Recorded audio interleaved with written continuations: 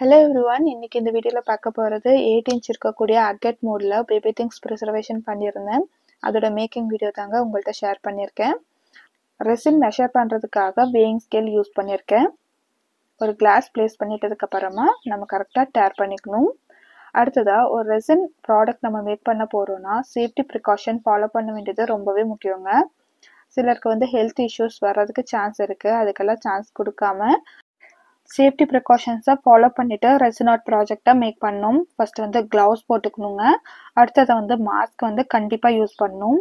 நான் இன்றைக்கி யூஸ் பண்ணுறது 1 யூஸ் மாஸ்க். அந்த மாதிரி இல்லாமல் ரெஸ்பிரேட்டரி மாஸ்க் யூஸ் பண்ணுறது நம்மளோட ஹெல்த்துக்கு ரொம்ப நல்லது. நம்ம செய்கிற பிஸ்னஸ் நம்மளோட ஹெல்த்தை பாதிக்காத மாதிரி செய்யணுங்க.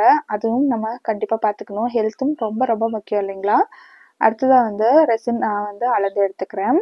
ஃபஸ்ட்டு ரெசின் ஆட் பண்ணிக்கிறேன். ரெசின் அண்ட் ஹார்ட்னர் நம்ம கரெக்டான ரேஷியோவில் எடுத்து மிக்ஸ் பண்ணணும். நான் யூஸ் பண்ணுறது பார்த்திங்கன்னா 2:1 ரேஷியோவில் இருக்கக்கூடிய எபாக்சி ரெசின் தான் யூஸ் பண்ணியிருக்கேன். 2:1 ரேஷியோங்கும் போது 90 கிராம்ஸ் ரெசினும் 45 கிராம்ஸ் ஹார்ட்னரும் ஆட் பண்ணியிருக்கேன். இப்போ 10 கிராம்ஸ் ரெசின் எடுத்தீங்கன்னா 5 கிராம்ஸ் ஹார்ட்னர். இதுதான் 2:1 ரேஷியோ. இதிலே 1:1 ரேஷியோ, 3:1 ரேஷியோ, இந்த மாதிரி டிஃப்ரெண்ட் டைப்ஸ்ல ரெசின் அண்ட் ஹார்ட்னர் மார்க்கெட்ல இருக்குங்க. உங்களுக்கு எது கரெக்டாக இருக்குமோ அண்ட் தென் பாட்டிலில் என்ன அந்த டீட்டெயில்ஸ் கொடுத்துருக்காங்களோ அதை கரெக்டாக ஃபாலோ பண்ணணும். அப்போ தான் நம்மளோட ஃபைனல் அவுட்புட் கரெக்டாக வரும். ஸோ ரெசின் அண்ட் ஹார்ட்னர் அளந்து எடுத்துட்டதுக்கப்புறமா நல்லா ஸ்லோவாக மிக்ஸ் பண்ணிக்கணுங்க. ரெசின் ஆர்ட்டில் ரெசின் மிக்ஸ் பண்ணுறது ரொம்ப ரொம்ப முக்கியங்க.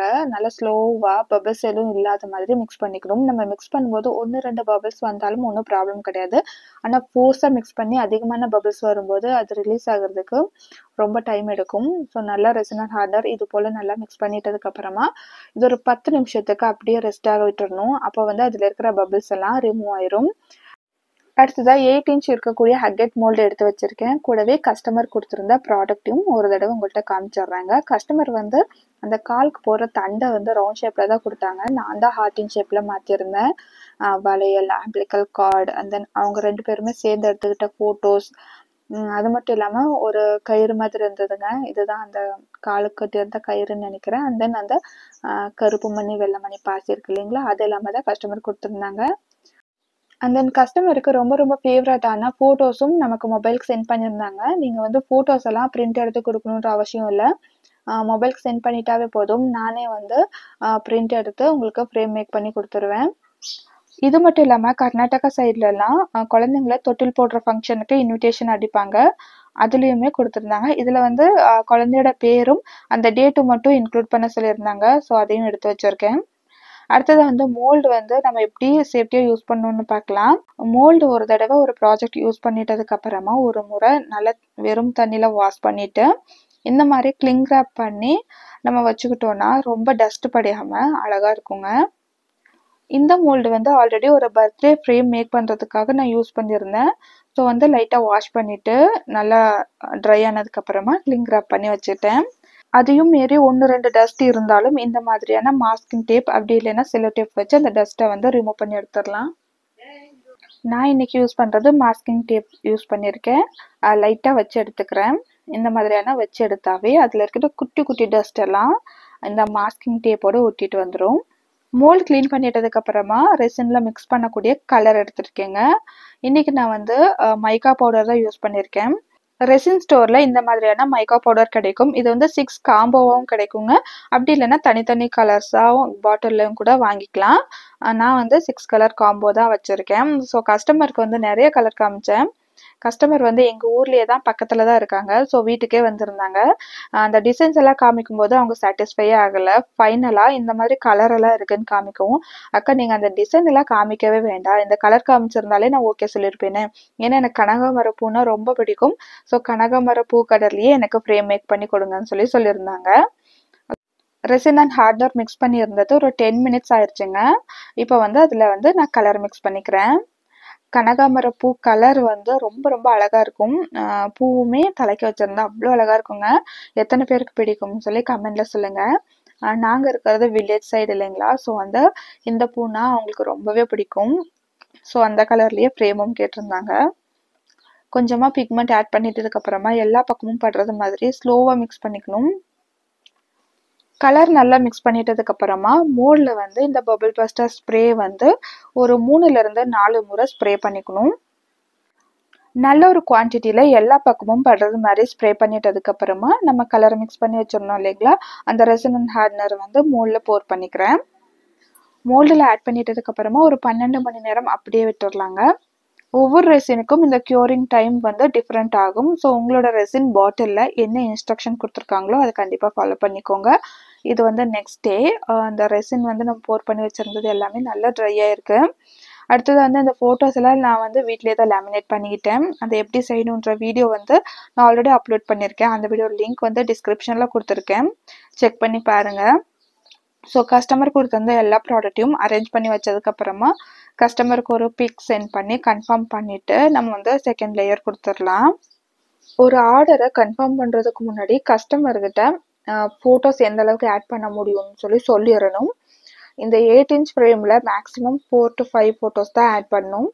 ஆனால் வந்து கஸ்டமர் ரொம்ப ரிக்வஸ்ட் பண்ணிட்டாங்க, இது எல்லாமே என்னோடய ஃபேவரட் ஃபோட்டோஸ், இதில் எதுவுமே மிஸ் ஆகக்கூடாதுக்கா, ஸோ முடிஞ்ச அளவுக்கு நல்லபடியாக பண்ணி கொடுங்கன்னு சொல்லி கேட்டிருந்தாங்க.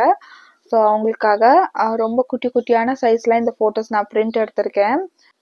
ஸோ கஸ்டமர் கேட்டிருந்தது மாதிரி அவங்களுக்கு கொடுத்த எல்லா ஃபோட்டோஸ், பேபி டீட்டெயில்ஸ், அந்த ப்ராடக்ட் இதெல்லாமே அரேஞ்ச் பண்ணி சென்ட் பண்ணி கன்ஃபார்ம் பண்ணிட்டதுக்கப்புறமா நான் வந்து டாப் கோட்டிங் கொடுத்துக்கிறேன். டாப் கோட்டிங் கொடுக்கறதுக்கு முன்னாடி இந்த மாதிரியான யூவி ரெசின் வச்சு எல்லாத்தையுமே நம்ம ஸ்டிக் பண்ணிக்கணும்.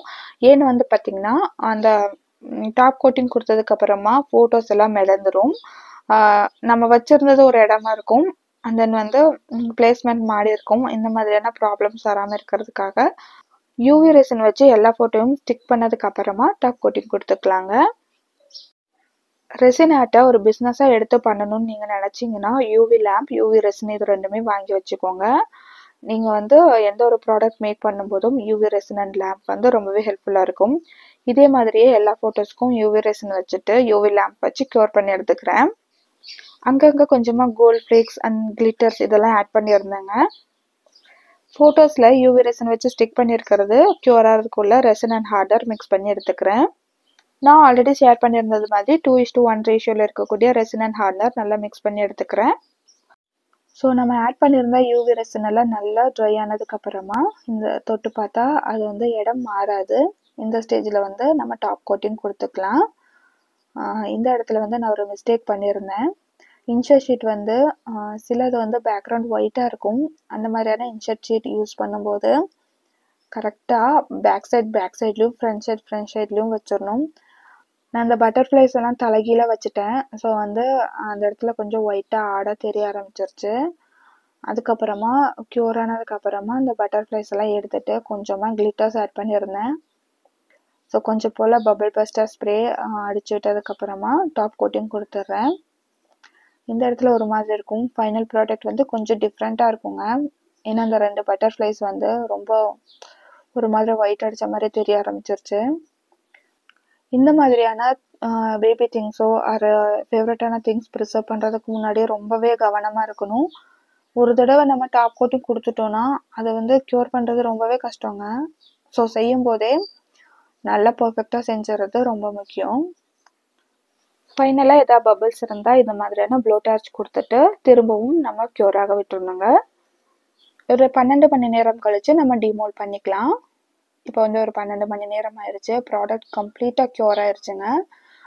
மோல்டோட சைட்ஸ்லாம் எடுத்து விட்டதுக்கப்புறமா நம்ம டிமோல்ட் பண்ணிக்கலாம். அந்த இன்ஃபினிட்டி மாதிரி த்ரெட் இருக்கும் இல்லைங்களா, அதுக்கு பக்கத்தில் பார்த்தா உங்களுக்கு தெரியும், கொஞ்சம் கிளிட்டர்ஸ் ஆட் பண்ணியிருப்பேன். ஸோ அந்த இடத்துல தான் நான் ரீவொர்க் பண்ணியிருந்தேன்.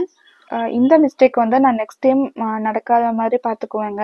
ஏன்னா வந்து பார்த்திங்கன்னா இதெல்லாம் ஒரு ப்ரீஷியஸான திங்ஸ். இதில் வந்து நம்ம மிஸ்டேக் பண்ணிட்டோன்னா கஸ்டமருக்கு பதில் சொல்லவே முடியாது இல்லைங்களா. நான் வந்து சின்ன மிஸ்டேக் பண்ணதுனால சரி பண்ணிட்டேன். இதே பெரிய மிஸ்டேக்காக இருந்தால் கண்டிப்பாக ரொம்ப கஷ்டமாக இருக்கும். ரீவொர்க் பண்ணிவிட்டு திரும்ப ஒரு கோட்டிங் கொடுத்ததுனால எல்லாமே அந்த மோல்டு விட எக்ஸஸ் ஆயிடுச்சு. ஸோ அதை வந்து டீபரிங் டூல் வச்சு க்ளீன் பண்ணிட்டதுக்கப்புறமா ஃபைனல் ப்ராடக்ட் இப்படி தாங்க இருக்குது.